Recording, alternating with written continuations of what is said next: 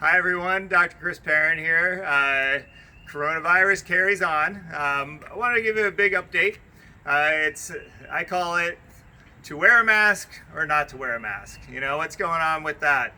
We've gotten a lot of mixed signals, a lot of conflicting information, and I found there to be a lot of confusion about this subject.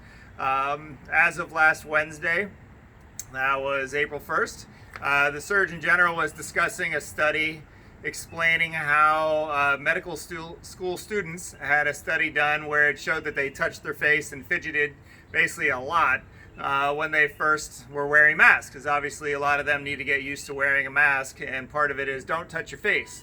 And so that was his reason, just as of April 1st, as to why masks probably aren't a great idea for most of us. And part of that reason also is that the masks that we can make at home don't block anything from coming in, definitely not coronavirus size particles.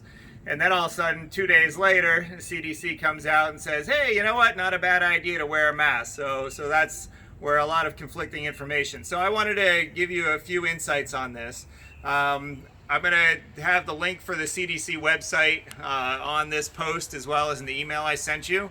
So you can just check it out yourself. I'm not going to give you my opinion. What I want for you is to actually have the facts, so you can actually do whatever you want to do on your own, and whatever that decision is totally fine and good. But do it from a position of knowledge, right? Not just hearsay and things like that. There's too much of that going on as far as I'm concerned. So a couple big key points. The homemade masks, again, they do not block coronavirus from coming into you. All they do is block you from sending your spit, so therefore potentially your coronavirus, out to other people. It's not a bad idea, obviously. One of the things we've been hearing more and more about the last few days as well is how many people are asymptomatic. I mentioned my son, I guarantee he had the exact same thing of whatever my daughter did, but his experience was completely different. Again, we don't know if they had coronavirus or not. We'll figure it out someday maybe. But the reality is completely different, different effects on each person. And so one way to look at it is, people are asymptomatic. Oh my gosh, there's all these people wandering around with carrying these viruses. They're going to get us. My perspective is, if so many people are asymptomatic, then maybe it's not quite as bad as it's played out to be. Not minimizing it, still want to be smart, but maybe the stress level can come down a little bit, the anxiety level about what's going on for the majority of people. It's been pretty well targeted as to who the unfortunate target group is, but honestly, it's the target group with anything that comes around. And again, not to minimize it, be smart. Close down assisted living centers like where my in-laws live and so on. But at the same time, it doesn't mean the majority of people need to live in fear that, the boogeyman's going to come and get you. So if you want to wear a mask, just know that you're doing it because you're keeping you from infecting somebody else if you potentially might have something. But does not protect you. That's why one of the big keys is that 6-foot distance is not changed at all. That's the biggest thing. Unless somebody is literally spitting at you or sneezing at you with a wind-up, 6 feet is the number that they've come up with of knowing about how far speaking is going to travel.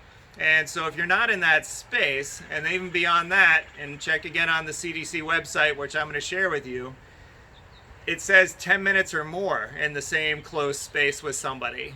So that's straight from the CDC website. The homemade masks do not protect you. They protect others from you. And also that you need to be more than just passing by somebody in order to get something. So at the office, you'll notice we aren't wearing masks. I've left that up to each staff person. They want to wear one, they can wear one. It doesn't matter to me, whatever somebody's comfort zone is. But again, I like to do things based on a position of knowledge, not just on random things that happen, and discuss. A couple other things you might find amusing, as I did. On that same CDC website, they have 3 different examples of templates on how to make your own mask at home. One of the key points that they bring up is that you want to have multiple layers of cloth in between you and, I guess, the world. And look at number 2, the t-shirt example. It has 1 layer of cloth. So to me, kind of wrap it all up, it pretty much shows how much they really believe to me and how big a deal this is.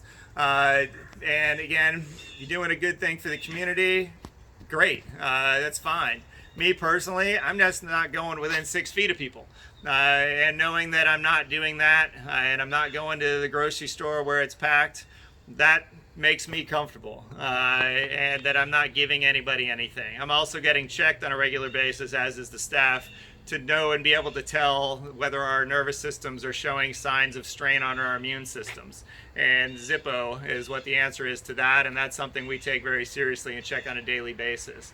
The last thing is, know that a lot of these suggestions are for the whole country, right? And so we live in our world, I live in your world. It's a little different. I go to Manhattan a lot with my daughter, in particular with Dance. I don't know if you've been up to New York City very much, but if you've ever been in a grocery store in New York City versus going to Harris Teeter, Giant, Whole Foods, the aisles here are huge. In New York, they're about this wide.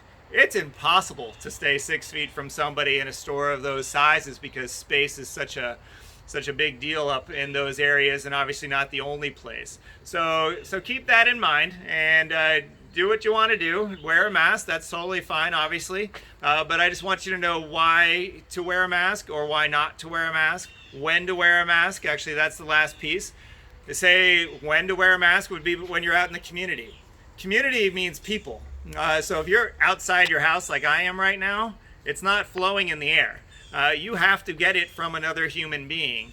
And so if you're going to a store that's packed or you're going somewhere where it's crowded again, fine, that might be a good place to have one if you want to, protect you from others. But short of that, where you're going to be in close quarters for more than a moment, you decide. And that's what I got for you. All right, so check out the link. Don't just take it from me. My goal is to share with you what the real data is that's being shown, not just talking heads on TV or my talking head in this format either. I don't want you to take my opinion. I want you to know what the real deal is so that you can make decisions based on true information, not just on random people's opinions. All right, take care. We'll see you soon.